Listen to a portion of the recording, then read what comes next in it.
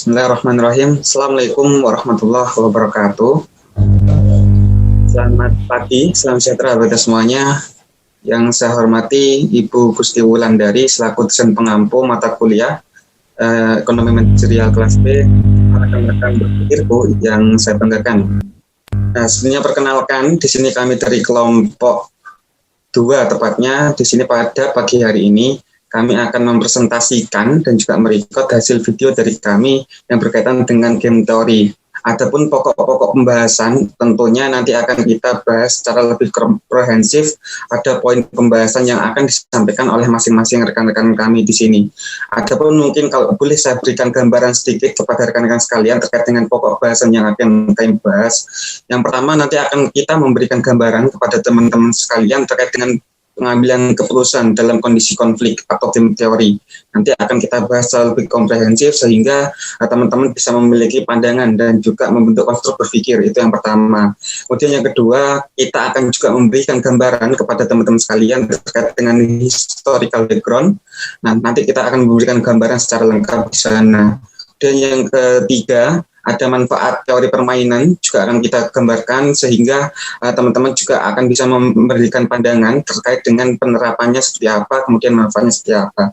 Kemudian yang keempat teman-teman, nanti kita akan memberikan beberapa implementasi penerapan game teori khususnya pada bidang militer. Nah, ini cukup unik. Kita membahas ekonomi manajerial tapi ada game militer juga. Nah, nanti kita akan berikan maksud agar teman-teman tidak salah persepsi atau tidak salah pandangan terkait dengan hal tersebut. Nah, kemudian yang kelima, ini akan ada model-model teori permainan. Kemudian yang keenam, ada klasifikasi model-model permainan. Kemudian yang terakhir, kita akan juga memberikan gambaran kepada teman-teman sekalian alternatif pengambilan keputusan. Nah, jadi tidak hanya game teori di sini yang akan kami bahas, tetapi akan ada beberapa alternatif pengambilan keputusan yang dapat ditempuh. Kira-kira seperti itu. Adapun nanti pembahasan lainnya akan diberikan secara luar biasa dan juga disampaikan secara lengkap oleh rekan-rekan saya di sini. Maka dari itu untuk mempersingkat waktu, saya langsung berikan kepada penyaji yang pertama, yakni akan menjelaskan pengambilan keputusan dalam teori atau dalam kondisi. Kepada yang bertugas, saya silakan. Iya, saya Anissa Fitri Syakarini, NIM 18154. Nah, pengambilan keputusan dalam kondisi konflik. Keputusan merupakan hasil dari pemecahan masalah yang harus dihadapi secara tegas. Adanya konflik biasanya ditimbulkan dari banyak macam alasan. Namun, dalam ruang lingkup ekonomi, konflik timbul karena bentuk persaingan antar kompetitor ekonomi dalam suatu bisnis. Nah, pengambilan keputusan dalam kondisi konflik terjadi apabila alternatif keputusan yang harus diambil berasal dari banyak pengambil keputusan. Artinya akan ada banyak pilihan alternatif yang nantinya akan kita ambil sebagai sumber keputusan kita. Lalu, jika seorang pemimpin perusahaan melakukan perhitungan untuk mengetahui apa yang akan dilakukan pesaing, maka perencanaannya akan lebih mudah dan efektif. Contohnya dalam upaya memperebutkan pasar. Pengalaman tentang tindakan pesaing tentunya akan mempermudah sebuah perusahaan untuk meramalkan strategi, memilih keputusan, dan memaksimalkan profit dari perusahaan itu sendiri.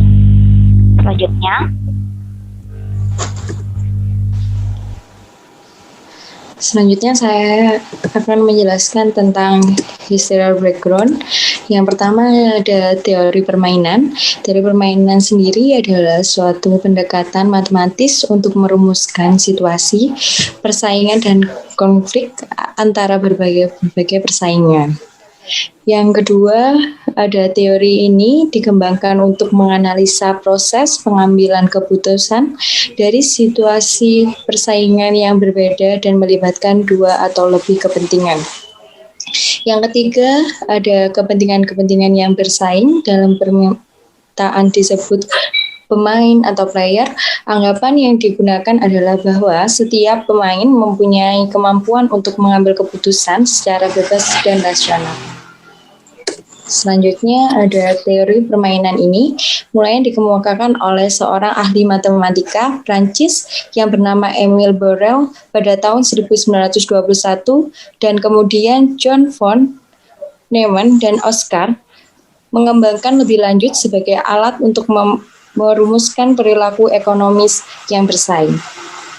Selanjutnya akan dijelaskan oleh teman saya. Baik, selanjutnya saya Rosa Andresa Fitri dengan NIM 181060 akan melanjutkan pembahasan. Di sini pembahasan yang akan saya jelaskan adalah manfaat dari game teori. Nah, jadi secara garis besarnya game teori atau teori permainan ini dikembangkan untuk menganalisa proses pengambilan keputusan, yaitu strategi optimum dari situasi-situasi persaingan yang berbeda-beda dan melibatkan dua atau lebih kepentingan. Nah, jadi yang perlu di-highlight adalah intinya itu game teori dia itu memiliki manfaat untuk proses pengambilan keputusan. Caranya adalah dengan mencari strategi optimumnya dari situasi-situasi yang sedang terjadi pada masalah yang sedang terjadi pula. Jadi masalah yang sedang terjadi ini dianalisis situasinya seperti apa. Lalu melalui game teori ini kita cari strategi optimumnya itu seperti apa untuk kemudian menjadi dasar dalam proses pengambilan keputusan. Next.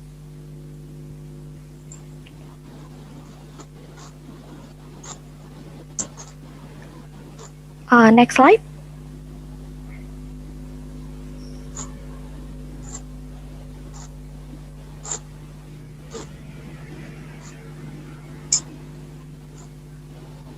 Oke, setelah barusan kita mengetahui manfaat secara umum, sekarang kita akan mengetahui manfaat game teori dalam berbagai hal. Secara spesifiknya, yang pertama itu adalah mengembangkan suatu kerangka untuk analisa pengambilan keputusan dalam situasi persaingan atau kerjasama. Nah, jadi game teori ini, melalui game teori kita itu dapat membuat sekaligus mengembangkan kerangka dari situasi yang sedang terjadi, lalu kerangka tersebut kita analisa untuk kemudian kita temukan pengambilan keputusan yang tepat baik dalam situasi persaingan ataupun kerjasama. Nah, jadi persaingan ataupun kerjasama ini kita dapat menganalisa satu persatu pengambilan keputusan melalui game teori. Lalu yang kedua ada menguraikan metode kuantitatif yang sistemik bagi pemain yang terlibat dalam persaingan untuk memilih strategi yang rasional dalam pencapaian tujuan. Nah, jadi game teori ini kita ini dapat menentukan strategi yang rasional. Jadi kita melalui game teori itu kita dapat menemukan strategi yang rasional untuk mencapai tujuan dalam pengambilan keputusan dengan cara menguraikan metode kuantitatif. Nah, jadi game teori ini ada kaitannya dengan metode kuantitatif. Nanti akan kita ketahui lebih lanjut pada contoh perhitungannya. Lalu yang ketiga ada memberi gambaran dan penjelasan fenomena situasi persaingan atau konflik seperti tawar-menawar dan perumusan koalisi. Nah, jadi melalui game teori ini, game teori itu memiliki peran dalam seperti menjelaskan masalah yang sedang terjadi ini kira-kira gambarannya tuh seperti apa. Jadi biar konflik yang terjadi itu kita nggak bias gitu loh dalam menanggapi masalah yang sedang terjadi. Jadi melalui game teori kita bisa lah setidaknya merancang gambaran yang sedang terjadi ini sebenarnya konfliknya ini seperti apa, agar kemudian kita dapat menentukan kira-kira tawar-menawar yang tepat untuk pengambilan keputusan untuk meredakan situasi persaingan ini itu seperti apa, seperti itu. Lalu yang keempat ada membuat strategi negosiasi ataupun strategi dalam persaingan bisnis yang diwarnai oleh terjadinya konflik. Ya, jadi biasanya persaingan bisnis itu kan pasti akan diwarnai dengan konflik. Nah, persaingan bisnis yang seperti itu dapat diselesaikan dengan game teori dengan cara persaingan tersebut tuh kita analisis untuk kemudian ketika kita memanfaatkan game teori kita dapat mengetahui strategi negosiasi yang tepat itu kira-kira seperti apa. Nah, mungkin untuk mengetahui lebih lanjut kira-kira maksudnya manfaat game teori ini seperti apa sih, maksud lebih lanjutnya agar kita lebih paham, maka akan dilanjutkan oleh rekan saya untuk model-model game teori. Untuk rekan saya dipersilahkan.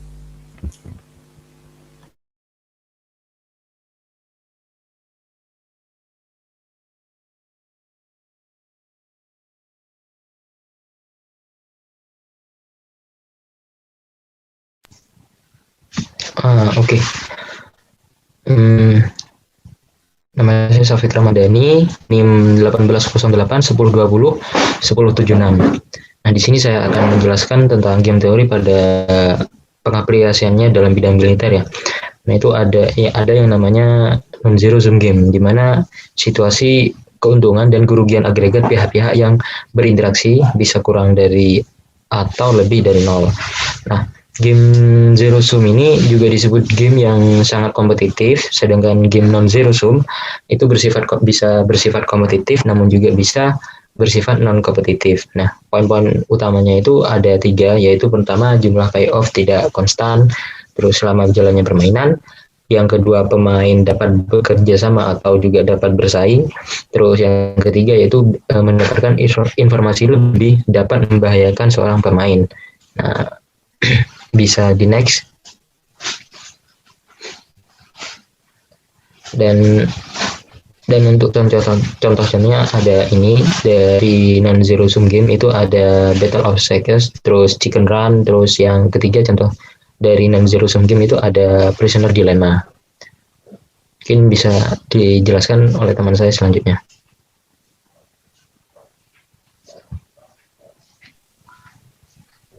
Baik, saya Fenza Gusti Naufal, NIM 181085. Di sini saya akan menjelaskan mengenai model-model dari game teori. Dalam model-model game teori sendiri terbagi menjadi 3. Yang pertama yaitu jumlah keuntungan dan juga kerugian, lalu jumlah strategi yang digunakan dalam permainan, dan juga yang terakhir jumlah pemain. Untuk yang pertama sendiri berdasarkan jumlah keuntungan dan juga kerugian itu dalam hal tersebut dibagi menjadi 2. Yaitu jika jumlah keuntungan dan juga kerugian adalah 0, itu bisa disebut dengan permainan jumlah 0 atau zero sum game. Lalu yang kedua yaitu jumlah konstan atau yang biasa disebut dengan constant sum game. Sebaliknya, bila tidak sama dengan 0, permainan disebut sebagai bukan jumlah 0 atau yang biasa disebut dengan non-zero sum game. Untuk yang kedua yaitu mengenai berdasarkan jumlah strategi, yang pada intinya akan digunakan dalam game teori ini sebagai game yang dimainkan ketika masing-masing player memilih salah satu tindakan, serta pilihan untuk dibuat secara simultan sehingga tak satupun pelaku tahu tentang pilihan dari pesaingnya yang akan dipilih, hingga dia memutuskan tindakannya. Namun dalam dunia nyata sendiri, seorang player atau pemain itu membutuhkan sebuah pilihan yang tepat setelah pesaingnya mengumumkan tindakan yang akan diambilnya. Untuk yang terakhir mengenai poin ketiga yaitu berdasarkan jumlah pemain. Dalam poin yang ketiga ini terdapat 2 jenis game yang dikenal dengan 2-person game dan juga N-person game, di mana jumlah pemain yang terlibat dalam 2-person game adalah 2 orang, dan juga dalam N-person game bisa dikatakan lebih dari 2. Sedangkan untuk berdasarkan jumlah keuntungan dan juga kerugian dikenal dalam hal tersebut juga dikenal dengan 2 jenis game, yaitu zero sum game dan juga non zero sum game, seperti yang saya sebutkan pada di awal tadi. Dalam nilai permainannya, dalam zero sum game sendiri nilai koefisiensinya adalah 0. Sedangkan dalam non zero sum game nilai permainannya tidak sama dengan 0.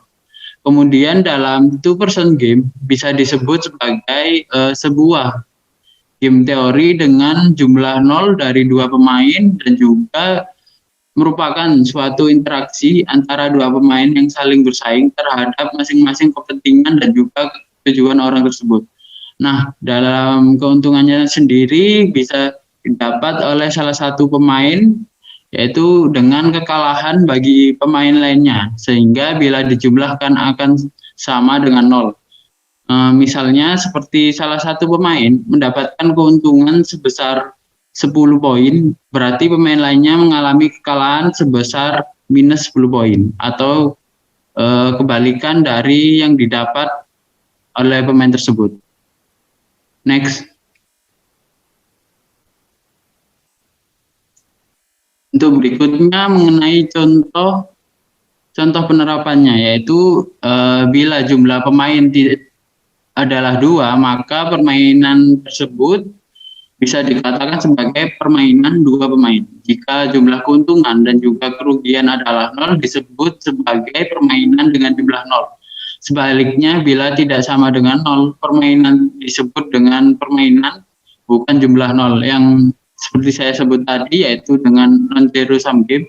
Kemudian pada permainan 2 pemain dapat dibagi menjadi 2, yaitu permainan berjumlah 0 2 pemain, seperti yang terakhir tadi, yaitu itu person zero sum game, dan juga permainan berjumlah 0 2 pemain atau two person non zero sum game. Lalu untuk selanjutnya mengenai permainan berjumlah 0, maka persaingan tersebut merupakan suatu kunci dari kemenangan dan juga merupakan faktor kekalahan dari pemain lainnya, sehingga kemenangan dan juga kekalahan akan dinotasikan dengan angka 0. Sedangkan pada permainan berjumlah 0 2 pemain, kemenangan 1 pemain belum tentu merupakan kekalahan pemain lainnya. Untuk materi selanjutnya akan dijelaskan oleh rekan saya.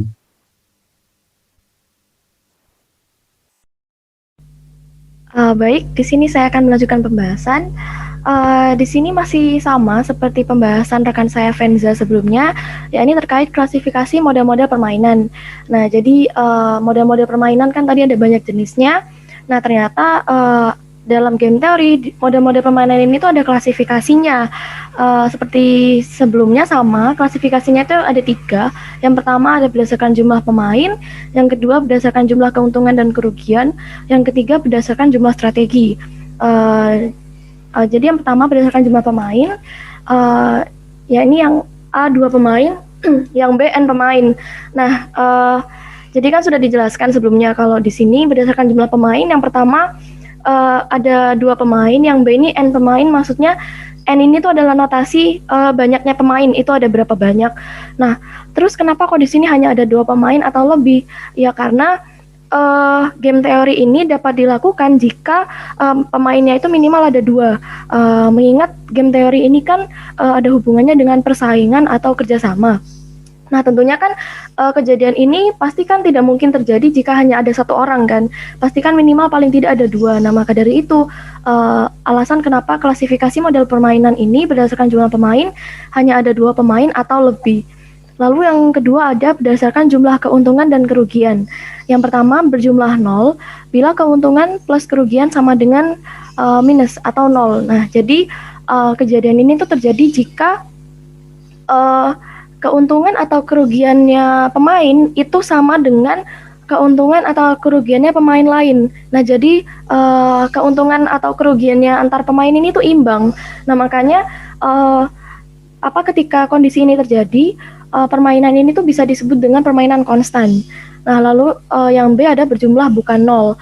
Nah, ini terjadi ketika keuntungan atau kerugiannya pemain itu berbeda dengan keuntungan atau kerugiannya pihak lain. Nah, jadi permainan ini tuh biasanya disebut dengan permainan yang kompetitif.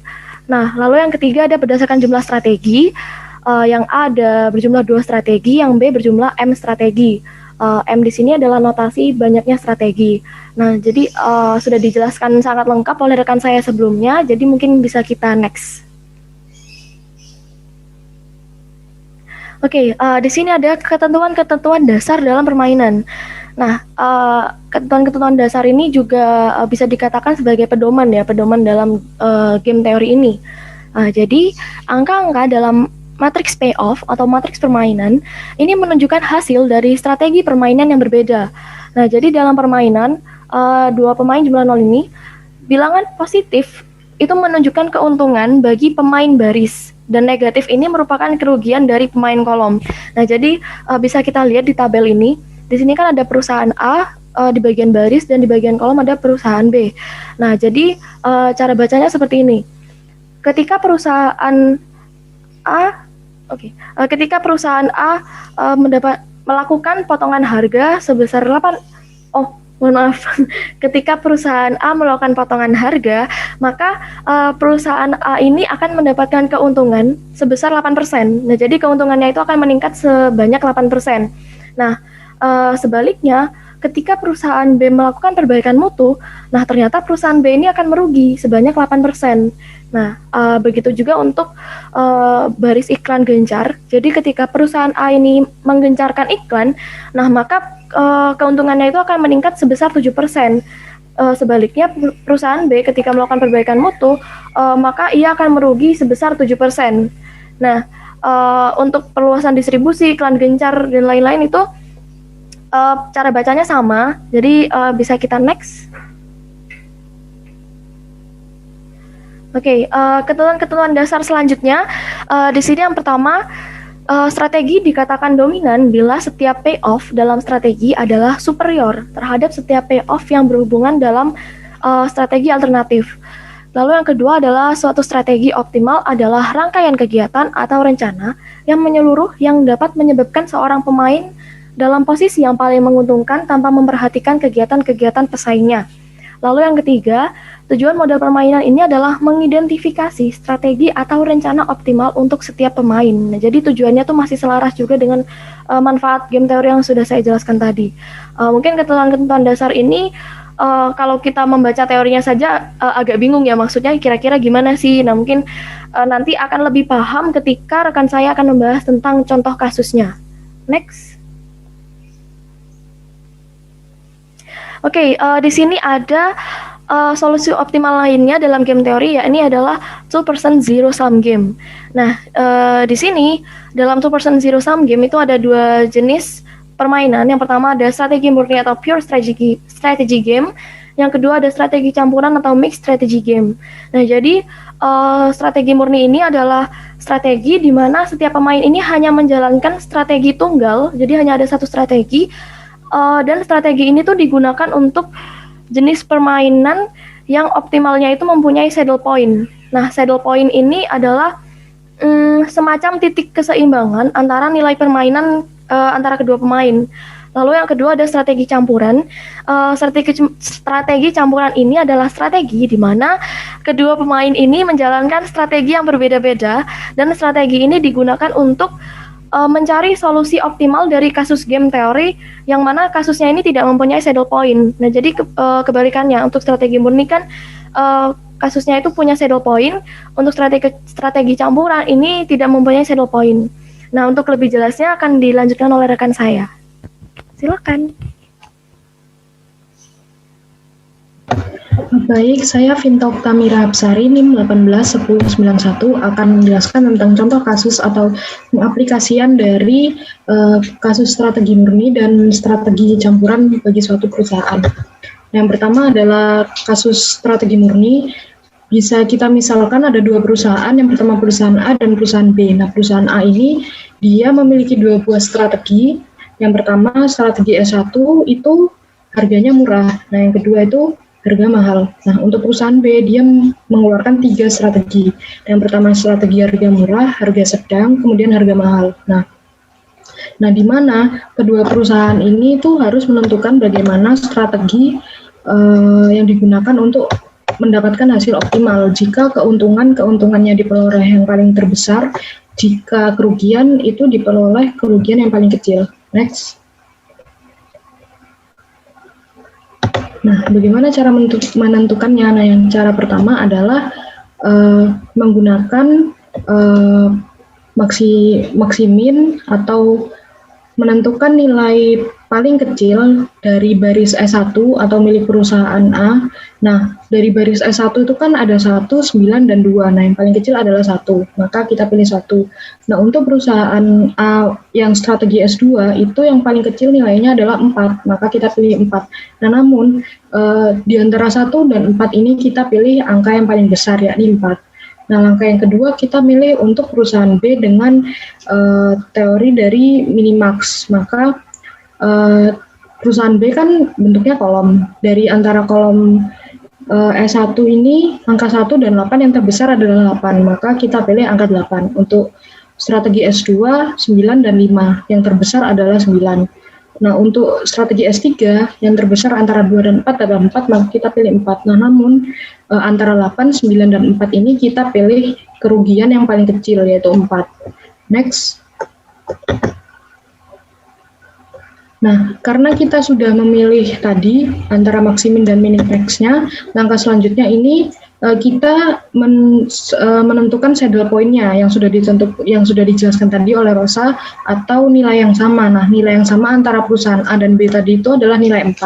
Maka ini sudah optimal atau sudah ditemukan saddle point-nya. Nah, angka 4 ini mengandung arti bahwa pemain A meskipun menginginkan keuntungan yang lebih besar, namun A hanya akan mendapatkan keuntungan sebesar 4 bila menggunakan strategi harga mahal atau S2. Sedangkan untuk pemain B, meskipun menginginkan kerugian yang dideritanya adalah sekecil mungkin, nah kerugian yang paling baik menurut strategi ini adalah kerugian bernilai 4, dan itu bisa diperoleh dengan strategi S3 atau strategi harga mahal. Nah, ini untuk strategi murni. Nah, untuk contoh strategi campuran sendiri, karena adanya perkembangan pasar, maka perusahaan A ini mengembangkan strategi yang dulunya hanya 2 jenis strategi menjadi 3 jenis strategi. Next. Nah, bisa dilihat ya perbedaannya dengan tabel sebelumnya. Jika perusahaan A barisnya itu hanya 2 baris, yaitu strategi S1 dan S2, sekarang nambah jadi S3 juga. Dari yang semula hanya harga murah dan mahal, menjadi ada strategi harga sedang. Nah, ini mula-mulanya sama, kita menggunakan cara yang sama seperti menggunakan strategi murni. Pertama, kita mencari minimax-nya dulu. Untuk perusahaan A, maka S1 itu minimax-nya antara 2, 5, dan 7, yang terkecil adalah 2. Untuk strategi S2, min 1, 2, dan 4, yang terkecil adalah min 1. Nah, untuk strategi S3 antara 6, 1, dan 9, angka terkecil yaitu 1. Nah, selanjutnya di antara ketiga minimax ini kita pilih nilai yang paling besar yaitu angka 2. Nah, langkah keduanya masih sama. Untuk perusahaan B kita tentukan maksiminnya. Dari strategi S1 sendiri, dari 2, min 1, dan 6, angka terbesarnya adalah 6. Untuk strategi S2 perusahaan B, antara 5, 2, dan 1, yang paling besar adalah 5. Untuk strategi S3, di antara 7, 4, dan 9, yang terbesar adalah 9. Maka kerugian yang paling kecil bagi perusahaan B adalah 5, atau strategi harga sedang S2. Next. Nah, namun dari tabel-tabel di atas kita kan sudah menentukan minimax dan maksiminnya. Nah, namun belum ditemukan saddle point-nya jika menggunakan strategi murni. Nah, ini oleh karena itu harus dilanjutkan dengan strategi campuran. Dengan caranya sebagai berikut, kita menghilangkan strategi yang sekiranya itu merugikan bagi perusahaan. Nah, bila kita perhatikan di tabel sebelumnya, untuk pemain A atau perusahaan A itu strategi yang paling buruk itu adalah S2 atau strategi harga sedang. Nah, mengapa? Karena di strategi harga sedang ini dia mempunyai angka negatif. Nah, sementara untuk pemain B atau perusahaan B yang paling buruk itu adalah strategi S3 atau strategi harga murah. Nah, karena apa? Karena di strategi S3 ini nanti dia akan menimbulkan kerugian yang paling besar. Nah jadi baris S2 untuk perusahaan A itu kita hapus, dan kolom S3 pada perusahaan B itu kita hapus. Nah, next. Nah, jadi tabelnya seperti ini untuk tabel yang terbarunya. Nah, langkah selanjutnya itu adalah masing-masing kita beri nilai probabilitas terhadap kemungkinan digunakannya kedua strategi. Nah, untuk perusahaan A kita misalkan dengan P, maka kemungkinan keberhasilan dari S3 untuk perusahaan A itu adalah 1 min P. Begitu pula dengan pemain B, bila kemungkinan keberhasilan penggunaan S1 adalah kita misalkan sebesar Q, maka kemungkinan keberhasilan digunakannya S2 adalah 1 min Q. Next.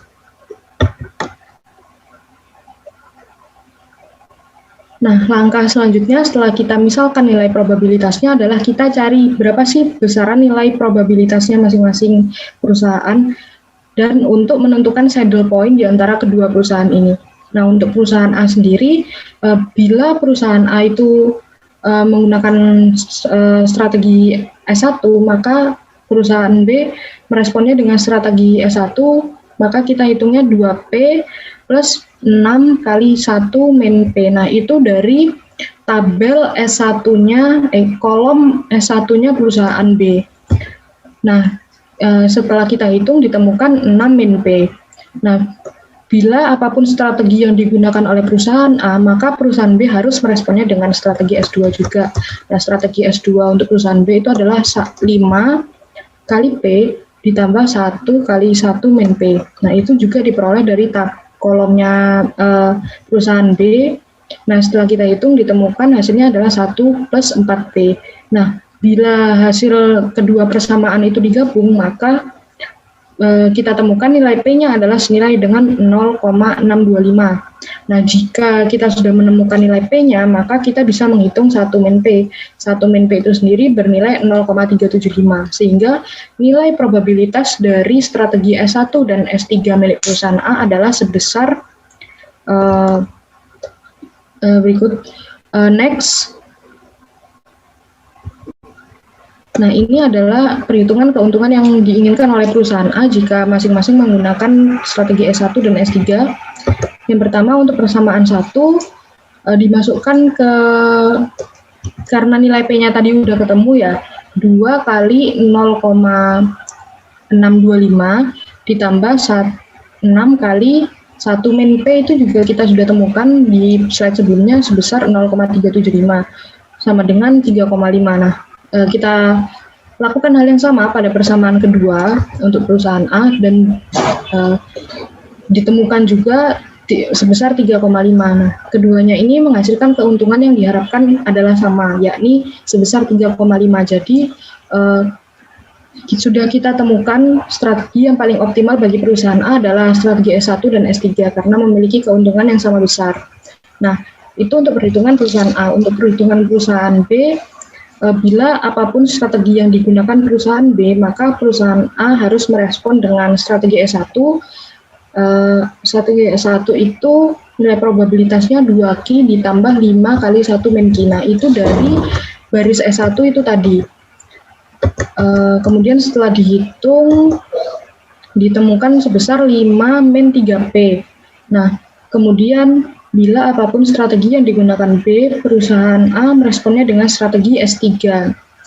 Maka 6 plus 6Q plus 1 kali 1Q, 1 min Q maksud saya, sama dengan ditemukan dengan 1 plus 5P.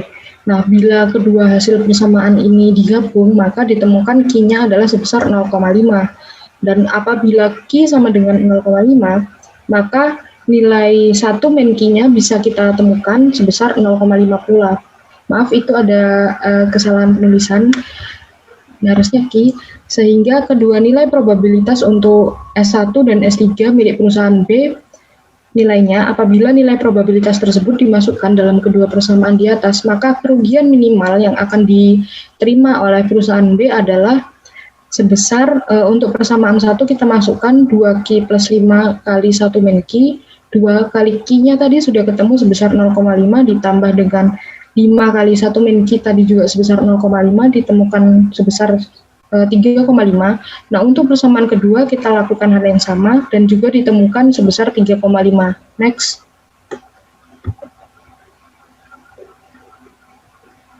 Next. Kedua strategi tersebut sudah menghasilkan hasil yang optimal sama besar, yaitu sebesar 3,5. Maka kerugian yang paling baik menurut strategi campuran bagi perusahaan B adalah sebesar 3,5. Nah, penggunaan strategi campuran ini terbukti di samping mampu menemukan nilai permainan atau saddle point yang sama besarnya, strategi campuran ini juga mampu memberikan hasil yang lebih baik bagi masing-masing perusahaan. Perusahaan A, keuntungan yang diharapkan naik menjadi 3,5 dan kerugian minimal perusahaan B yang diterima adalah turun hanya sebesar 3,5. Dan penjelasan selanjutnya akan dilanjutkan oleh rekan saya.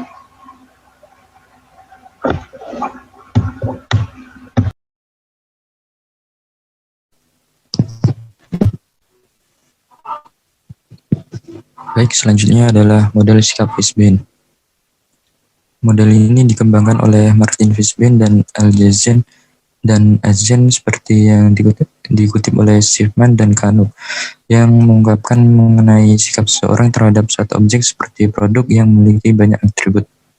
Nah, model Fishbein ini mengemukakan 3 konsep utama, yakni 1. Atribut, kedua kepercayaan, dan yang ketiga evaluasi atribut.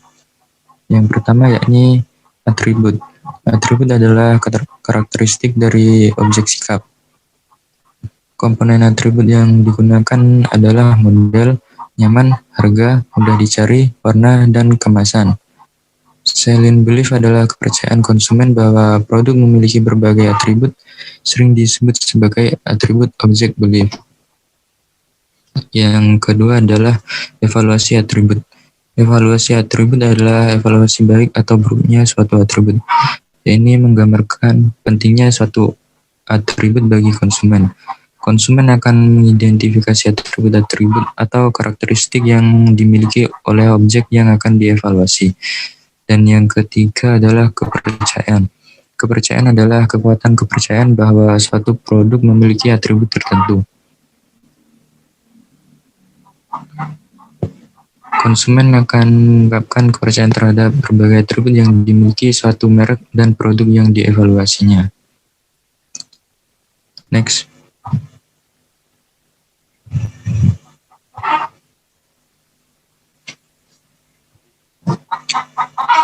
Nah, oleh karena itu, model ini disebut model sikap atribut. Schiffman dan Knuth.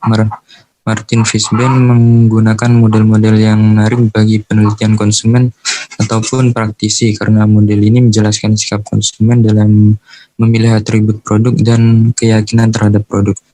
Terdapat 4 model multi-atribut Fishbein menurut Schiffman dan Knuth. Ini yang pertama, the attitude toward object model. The attitude toward object model cocok digunakan untuk mengukur sikap konsumen terhadap karakteristik objek atau merek tertentu. Model Fishbein ini menjelaskan pembentukan sikap sebagai sebuah fungsi dari keyakinan konsumen terhadap atribut dan manfaat produk.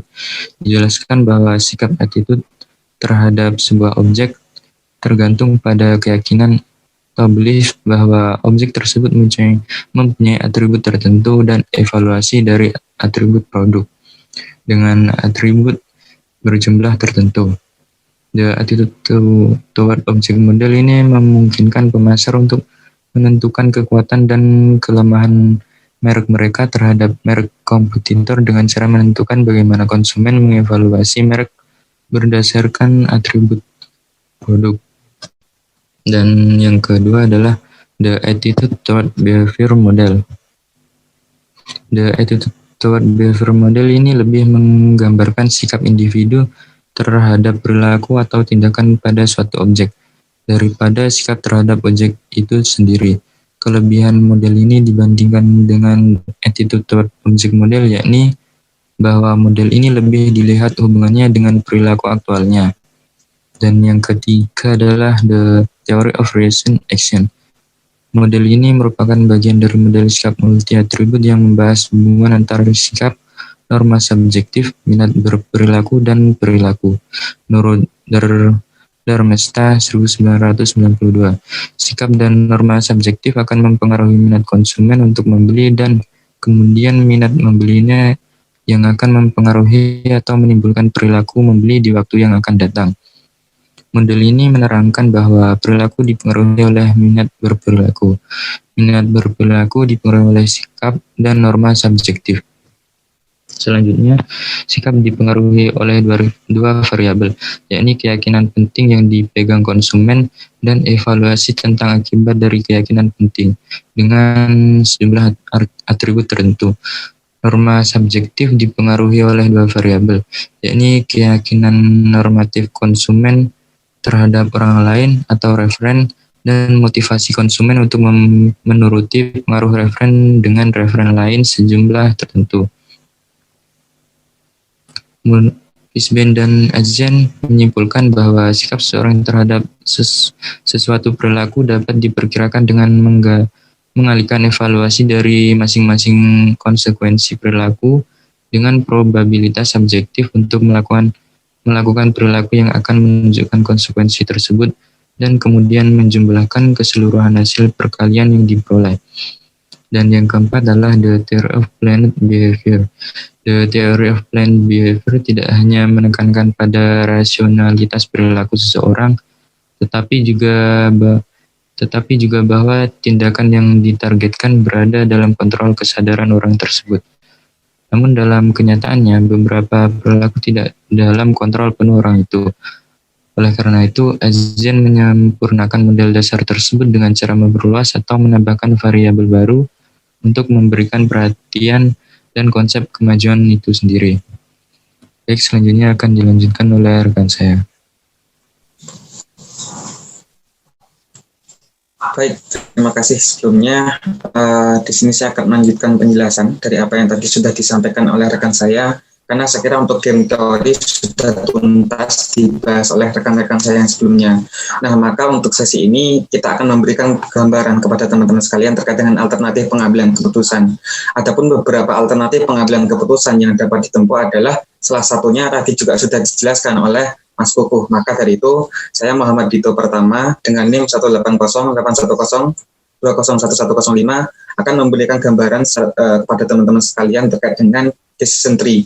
Nah, maka saya kira ketika teman-teman melihat judulnya saja, ini sudah bisa menginterpretasikan bahwasannya decision tree ini merupakan pohon keputusan. Nah, jadi ketika diterjemahkan dalam bahasa Indonesia, decision tree ini kan berarti pohon keputusan. Sebelumnya mohon maaf Rosa, ini di spotlight dulu saya, nggak kelihatan soalnya.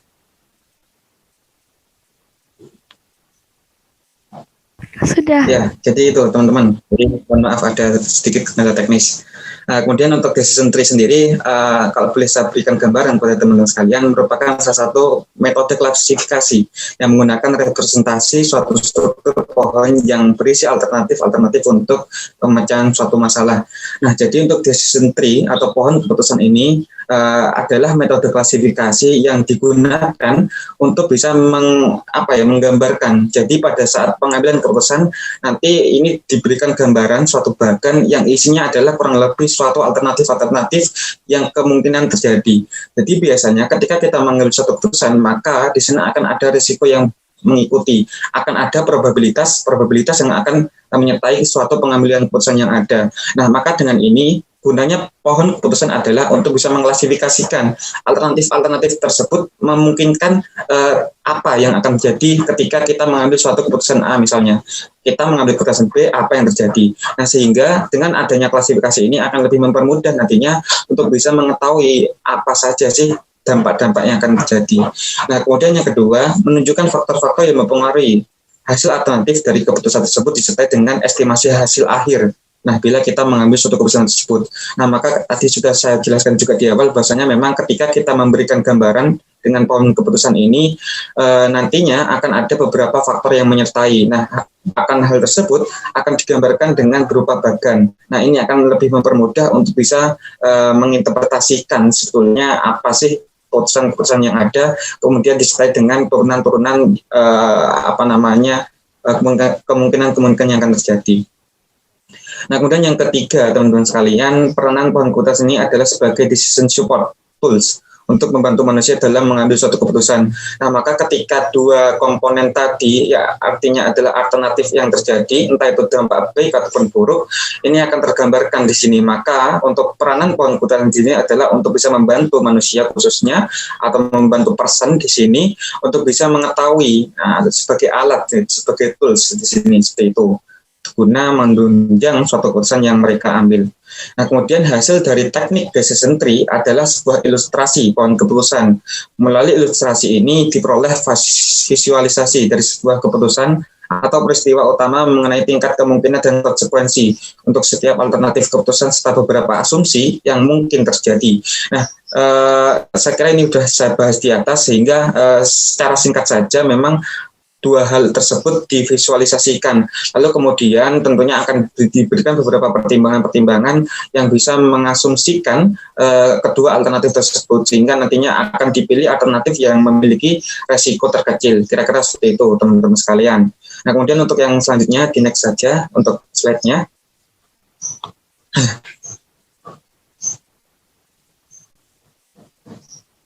Ya, halo. Next.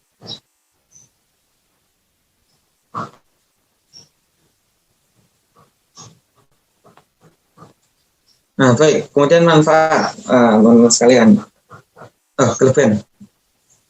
Ini, manfaat dulu.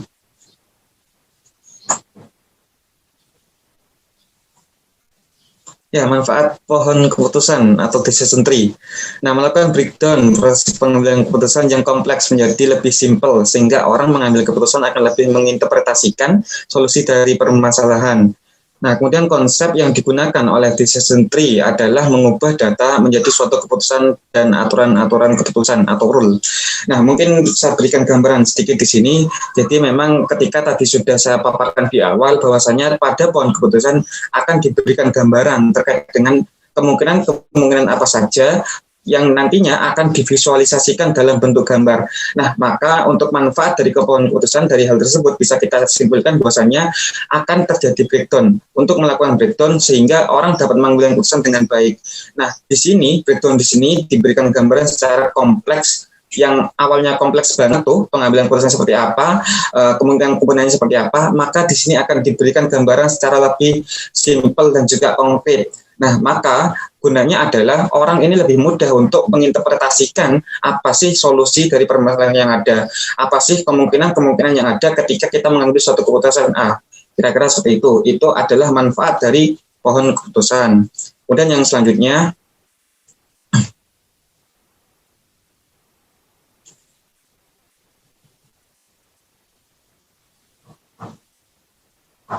nah, kemudian kelebihan, ada 3 poin yang akan saya jabarkan kepada teman-teman sekalian. Untuk kelebihan pohon keputusan, yang pertama adalah mudah untuk dipahami dan tidak membutuhkan pengetahuan statistik untuk membaca dan menafsirkannya. Nah, nanti mungkin pada sesi akhir akan saya berikan gambaran kepada teman-teman sekalian contoh pohon keputusan seperti apa. Memang untuk kelebihan dari pohon keputusan yang pertama adalah karena ini memang mudah untuk dipahami sehingga orang awam pun saya kira bisa memahami sehingga tidak mengharuskan dia untuk memiliki kemampuan tertentu, misalnya kemampuan statistik ataupun sebagainya. Nah, maka ketika kita hanya melihat gambarnya saja, kita hanya melihat bagannya saja, saya kira kita sudah dapat menginterpretasikan apa sih maksud yang ada di sana, apa sih gunanya pohon keputusan, apa sih maksud yang ada ataupun yang tersirat dari pohon keputusan terkait dengan kelebihan ataupun kekurangannya. Kira-kira seperti itu. Jadi nanti memang untuk pengambilan keputusan ini akan disertai dengan resiko-resiko yang terjadi, akan ada sedikit penggambaran di sana sehingga orang pun tanpa memiliki pengetahuan umum ataupun memiliki pengetahuan khusus terkait dengan statistik, mereka akan bisa membaca dan juga menginterpretasikannya. Kemudian yang kedua, untuk kelebihan pohon keputusan, ini membantu pembuat keputusan memilih keputusan terbaik berdasarkan informasi yang tersedia. Nah, jadi ketika ini sudah digambarkan, tadi yang sudah saya gambarkan di awal, bahwasanya untuk pohon keputusan akan diberikan gambaran secara sederhana, secara simpel kepada pembacanya, ini terkait dengan kelebihan dan juga kekurangannya masing-masing. Nah, sehingga dengan adanya informasi-informasi tersebut, diharapkan dapat menunjang si pengambil keputusan, si orang ini untuk bisa mereka dengan mudah untuk memilih keputusan terbaik dengan disertai beberapa variabel penjabaran tentunya. Nah, kemudian yang ketiga, ini dapat memvisualisasikan hasil yang ada. Kemudian berikut dengan tingkat kemungkinan terjadi dan konsekuensinya. Nah, jadi sudah saya jelaskan juga sebetulnya terkait dengan apa sih keputusan, kemudian apa aja yang ada di sana. Nah, kemudian yang ketiga ini merupakan advantage. Nah, jadi ada konsekuensi dan juga kemungkinan yang terjadi. Pastinya setiap keputusan ada risiko. Setiap keputusan ada beberapa variabel penyerta yang mungkin akan memberikan penghambat di akhir. Nah, maka dari itu untuk pengambilan keputusan ini, untuk pohon keputusan ini akan dijelaskan juga beserta dengan kemungkinan yang terjadi dan juga konsekuensinya. Nah, dengan ini mungkin nanti juga akan menjadi pertimbangan seorang pengambil keputusan untuk bisa mempertimbangkan beberapa keputusan yang terbaik untuk diambil guna sesuai dengan kepentingan dan juga tujuannya masing-masing. Next.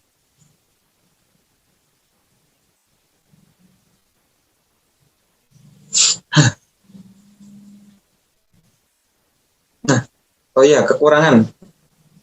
Sebelumnya kekurangan. Nah, ini kekurangan teman-teman sekalian. Mohon maaf, tadi ada terkendala. Kemudian yang pertama, untuk kekurangan, ini memungkinkan suatu pengambil keputusan terjadi overlap, terutama ketika kelas-kelas dan kriteria yang digunakan jumlahnya sangat banyak. Nah, memang sekali lagi suatu metode, suatu alat analisis ini pastinya memiliki kelebihan dan juga kekurangannya masing-masing. Ketika tadi sudah saya paparkan kelebihannya, maka tidak adil ketika saya juga tidak memaparkan kekurangannya. Nah, maka dari itu untuk kekurangan pengambil pohon keputusan sendiri ada beberapa hal memang. Ketika kasus yang ada ini cenderung komprehensif, banyak, maka saya kira untuk metode pohon keputusan ataupun decision tree ini agak kurang relevan ketika diterapkan. Karena kan ketika kriterianya banyak, maka ini akan terjadi overlap. Jadi seperti itu. Memang untuk decision tree ini agak kurang ideal ketika kita menerapkannya pada metode-metode yang ataupun kasus yang sangat komprehensif. Nah, sehingga hal ini sangat kurang ketika kita terapkan karena akan terjadi overlap di sana. Nah, kemudian yang kedua, untuk kekurangannya ini tidak cocok untuk digunakan pada keputusan yang membutuhkan keputusan lanjutan secara terus-menerus. Nah, jadi perlu kita pahami teman-teman sekalian, ada pun beberapa keputusan yang mungkin sifatnya ada jangka pendek, tetapi juga ada keputusan yang sifatnya adalah jangka panjang atau kontinuitas. Nah, maka untuk pohon keputusan ini tidak ideal ketika digunakan untuk keputusan yang sifatnya jangka panjang atau kontinu, terus-menerus. Nah, itu tidak ideal. Mengapa? Karena saya pikir tadi ini hanya sifatnya untuk jangka pendek, ataupun pengambilan keputusan ini untuk yang sifatnya tidak memiliki ataupun memiliki pertimbangan yang banyak, sehingga sekali lagi ini kan sifatnya untuk bisa mempermudah untuk menginterpretasikan maksud ataupun resiko-resiko yang ada. Nah, maka ketika ini diterapkan dalam jangka panjang yang secara terus-menerus, tentunya hal ini sangat tidak menguntungkan karena jangka panjang itu biasanya diperlukan dengan analisis ataupun penjabaran yang lebih komprehensif dan tidak parsial. Maka untuk decision ini tidak efektif untuk diterapkan di keputusan yang terus-menerus atau kontinuitas. Kemudian yang ketiga, ini ada hasil keputusan yang didapatkan dari metode pohon keputusan sangat tergantung pada bagaimana pohon tersebut didesain. Nah, sekali lagi, karena memang ini hanya berupa visualisasi, artinya ada beberapa hal-hal yang divisualisasikan, maka hal ini juga akan bergantung pada si pemvisualisasinya. Nah, jadi memang untuk pengambilan keputusan di decision tree ini juga akan berkaitan dengan bagaimana orang yang membuat pohon keputusan tersebut, sehingga perlu diperhatikan lagi struktur komponen-komponen yang ada, sehingga nanti akan bisa memuat informasi yang sangat banyak menjadi simpel tetapi juga masih mengena kepada pembacanya. Nah, jadi biasanya memang ketika simpel pun kita juga harus memilah dan juga memilih mana komponen yang perlu kita cantumkan, mana yang tidak. Nah, sehingga informasi yang memang sebenarnya banyak, agar lebih mudah dimengerti oleh pembaca, dibuatlah pohon keputusan, tetapi juga pohon keputusan tersebut haruslah mengandung komponen-komponen yang ada pada setiap case-nya, setiap kasusnya, seperti itu. Nah, itu tadi untuk kekurangannya. Maka untuk selanjutnya kita akan memberikan contoh kepada teman-teman sekalian terkait dengan ini, contoh pohon keputusan. Ya, di next saja, Farin.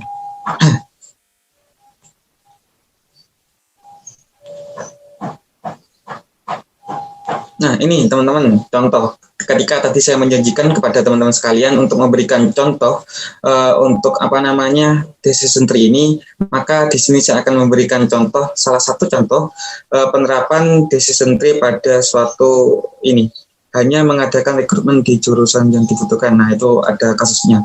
Jadi ini kasusnya adalah proses rekrutmen karyawan. Adapun penjabaran dari decision tree ini adalah dua kemungkinan yang akan terjadi. Jadi di sini mengikuti job fair, kemudian hanya mengadakan rekrutmen di jurusan yang dibutuhkan dari kampus tersebut. Nah, maksudnya gini, jadi biasanya ketika suatu perusahaan mengadakan rekrutmen, mereka tentunya mempertimbangkan metode apa yang digunakan. Nah, maka dari itu, adapun untuk mempertimbangkan metode apa yang dicari, entah itu melalui rekrutmen atau mengikuti job fair, ada dua keputusan yang ada di sini. Adapun keputusan tersebut akan disertai dengan kemungkinan-kemungkinan yang terjadi. Jadi misalnya ketika mengikuti job fair, biaya mahal. Katakanlah 8.750.000. Kemudian untuk poin yang kedua, ini jumlah pelamar teknik lebih banyak. Nah, kemudian adapun yang sebelumnya yang sudah rekrutmen biayanya lebih murah sebesar katakanlah 4.500.000. Adapun jumlah dari jurusan pelamar teknik. Nah, pelamar teknik di sini adalah merupakan pelamar dari jurusan yang ditentukan oleh kriteria dari si perusahaan. Mereka menginginkan jurusan teknik. Nah, ada dua kemungkinan terjadi yang di sini. Yakni ketika mereka mengikuti rekrutmen, memang biayanya lebih murah, tetapi jumlah pelamar teknik yang mereka butuhkan pada posisi-posisi tertentu ini jumlahnya cenderung sedikit, kira-kira seperti itu. Nah, adapun probabilitas yang lainnya ini mengikuti job fair. Biayanya memang lebih mahal, tetapi jumlah pelamar teknik yang mereka butuhkan pada pos yang kosong tersebut itu cenderung lebih banyak. Nah, sehingga di sini perlu untuk dilakukan beberapa pertimbangan kepada komponen-komponen perusahaan tentunya untuk bisa menentukan mereka mau pilih metode yang mana. Apakah biaya yang murah tetapi jumlah pelamar yang sedikit, ataukah biaya yang cenderung lebih mahal tetapi kekosongan ataupun jumlah yang mereka butuhkan khususnya kriteria dari jurusan teknik ini bisa terpenuhi. Nah, kira-kira seperti itu. Itu contoh sederhananya untuk pengambilan keputusan melalui decision tree.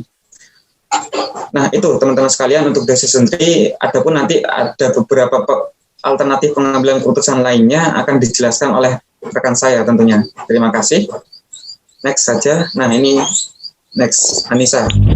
Iya, kembali lagi kepada saya, Anissa, NIM 181054.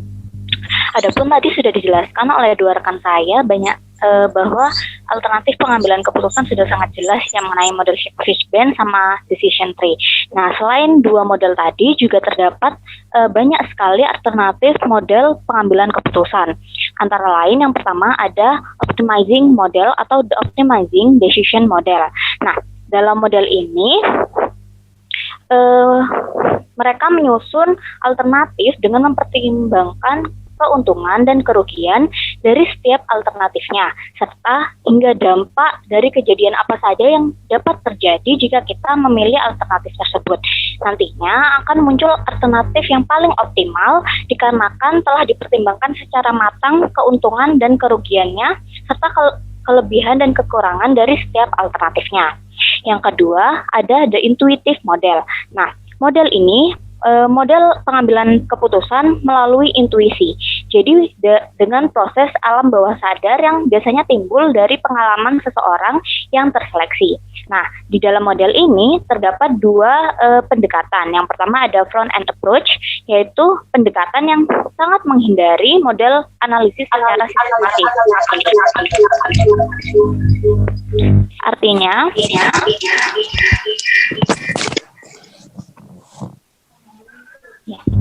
Artinya dia sangat intuisi, sangat diberi kekuasaan penuh dalam proses pengambilan keputusan. Jadi bukan berdasarkan data yang ada. Nah, yang kedua ada a back end approach. Nah, pengambilan keputusan ini berdasarkan intuisi juga, namun masih didasarkan dari proses analisis yang difikirkan secara rasional. Nanti keputusan yang akan terjadi pun adalah campuran dari intuisi dan analisis tersebut. Lalu yang ketiga ada satisfying model. Nah, model ini biasanya disebut juga dengan bounded rationality atau model rasional terbatas. Nah, dalam model ini keputusan-keputusan alternatif yang kompleks tersebut disederhanakan sampai pada tingkat di mana seorang pengambil keputusan siap untuk menyelesaikannya. Nah, artinya masalah kompleks tersebut disederhanakan dan diambil intinya saja untuk diambil sebagai keputusan final atau keputusan akhir. Kenapa disebut sebagai model rasional terbatas? Karena informasi yang tersedia di sini juga kurang memadai atau tidak sempurna. Juga terdapat kendala di waktu dan biaya, serta ada keterbatasan dalam pemahaman sendiri di si pengambil keputusan. Dalam model ini, biasanya dilakukan analisis dan perbandingan di setiap alternatif keputusan. Nantinya, keputusan yang akan diambil itu didasarkan dari mana yang paling sesuai dengan kriteria si pengambil keputusan. Dan yang terakhir ada the implicit corporate model. Nah, Model ini biasanya digunakan untuk keputusan yang sangat kompleks dan tidak rutin.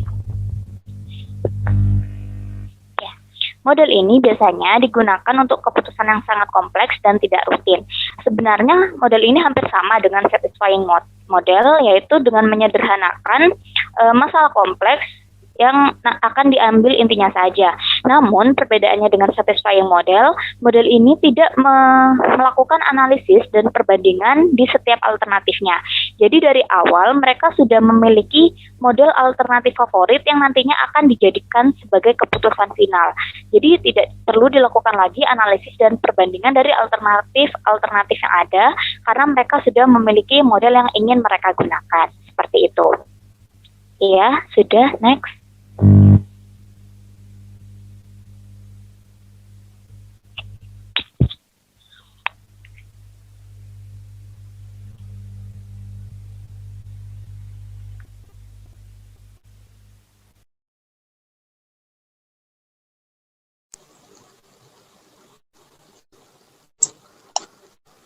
Oh iya, ternyata sudah selesai teman-teman sekalian. Jadi tadi pembahasan dari teman-teman sekalian terkait dengan game teori dan juga beberapa alternatif pengambilan keputusan. Adapun beberapa kendala yang terjadi pada presentasi kali ini, tentunya kami selaku kelompok presentator pada pagi hari ini meminta maaf yang sebesar-besarnya. Semoga apa yang kita berikan, apa yang kita paparkan bisa menjadi bekal ilmu yang bermanfaat bagi teman-teman sekalian. Nah, mungkin itu saja sekali lagi dari kelompok kami, kelompok 2 yang membahas game teori. Sekian dari kami, kurang lebihnya kami mohon maaf. Wabillahi taufiq wal hidayah. Selamat pagi, salam sejahtera bagi semuanya. Assalamualaikum warahmatullahi wabarakatuh. Waalaikumsalam warahmatullahi wabarakatuh.